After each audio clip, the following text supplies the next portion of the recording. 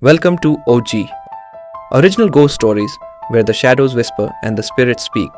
Every story here is real, every chill is genuine. If you think you're brave enough, let's dive into the unknown together.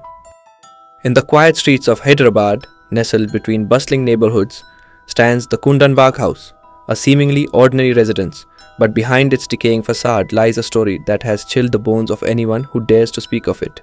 The house, once home to a mother and her two daughters, would soon be known not for life, but for the horrors that festered within its walls. In 2002, a thief crept into the abandoned house, expecting to find forgotten valuables. What he found instead sent him running, his heart pounding in terror. Inside, he stumbled upon a sight straight out of a nightmare. 3 decomposed bodies lying lifeless in the dim, rancid air. The mother and her daughters had been dead for nearly 6 months, their bodies rotting in silence, undiscovered. The smell of death lingered in the air and suffocating. The authorities were called in immediately, but what awaited them inside was more than a crime scene. As they entered the house, they were met with the overwhelming stench of decay. But it wasn't just the sight of the bodies that sent shivers down their spines. Suspended from the ceiling were strange glass bottles filled with a dark, viscous liquid. Some said it looked like blood, and strewn across the floor were remnants of what appeared to be rituals: candles, wax figures, and symbols drawn in what seemed to be dried blood. The story of Kundanbagh, though, didn't begin with death. Neighbors had long spoken about the family's strange behavior. The mother and her 2 daughters rarely interacted with anyone, keeping to themselves as though they lived in their own world. Their odd routines raised eyebrows, but it wasn't until the months before their deaths that the true horror of their lives came to light. As the police delved deeper into the investigation, neighbors recounted seeing the daughters playing in the garden late at night. But this wasn't ordinary play. They would walk around with bottles filled with blood-like liquid, giggling in the shadows as though playing a macabre game. The sight was unsettling, but it was the eerie calm of the mother that disturbed them the most. She would watch from the balcony, eyes vacant, as though she were in a trance. Some neighbors swore they saw the family walking around with candles late at night, whispering to the darkness. There was something unearthly about their presence, something cold and detached. It wasn't long before rumors spread that the family was involved in occult practices, summoning forces beyond human understanding.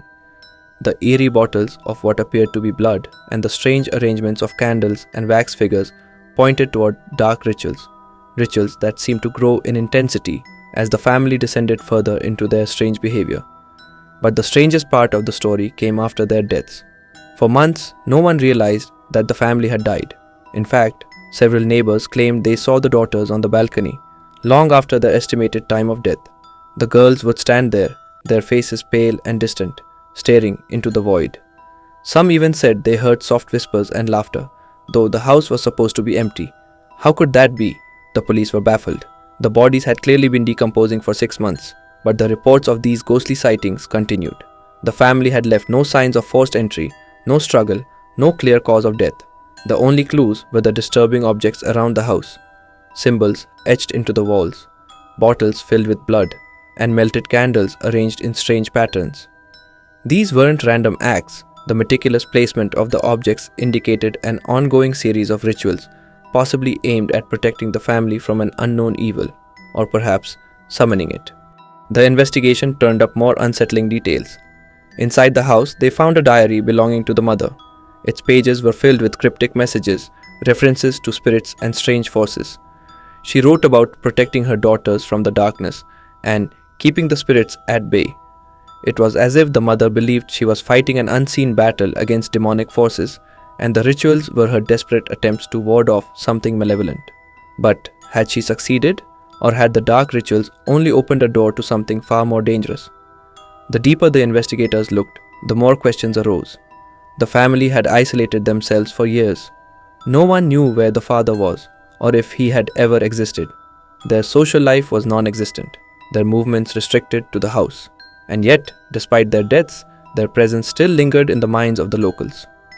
As word of the Kundanbagh house spread, it became a source of morbid curiosity.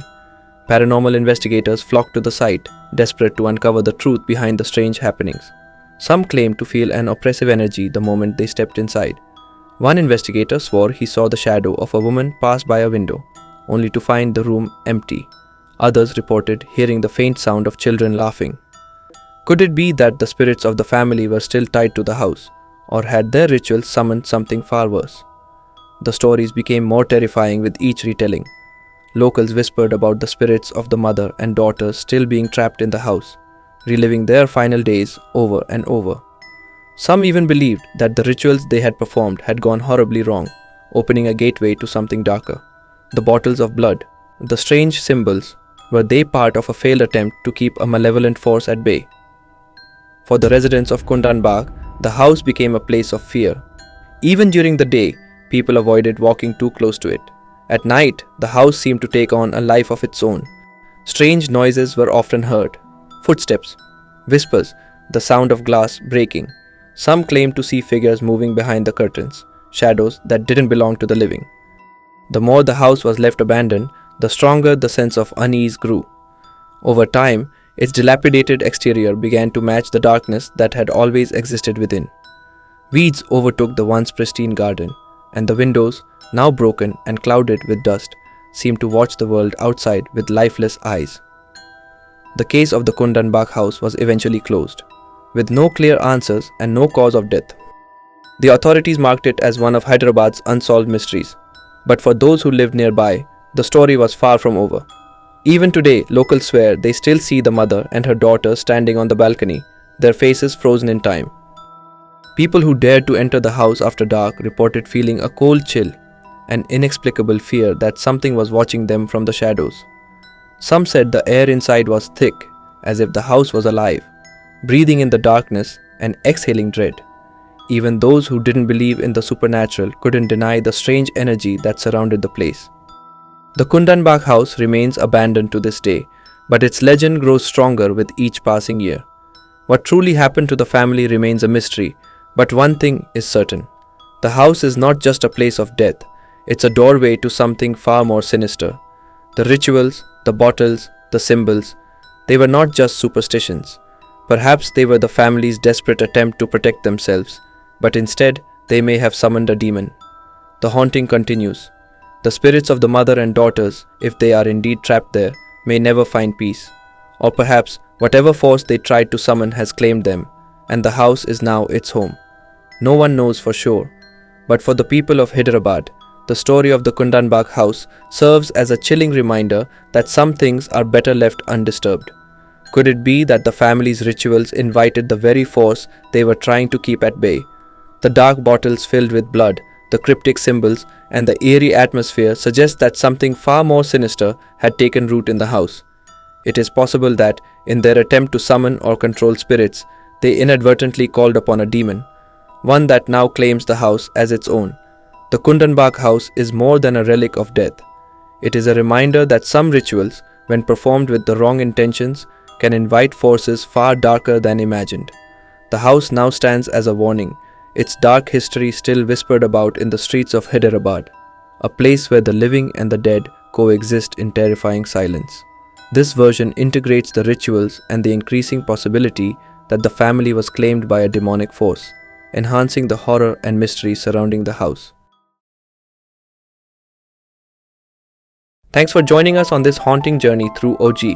If these tales sent a shiver down your spine, don't forget to like, share, and subscribe. But remember, when the lights go out, the story isn't over. Until next time, stay curious, stay haunted.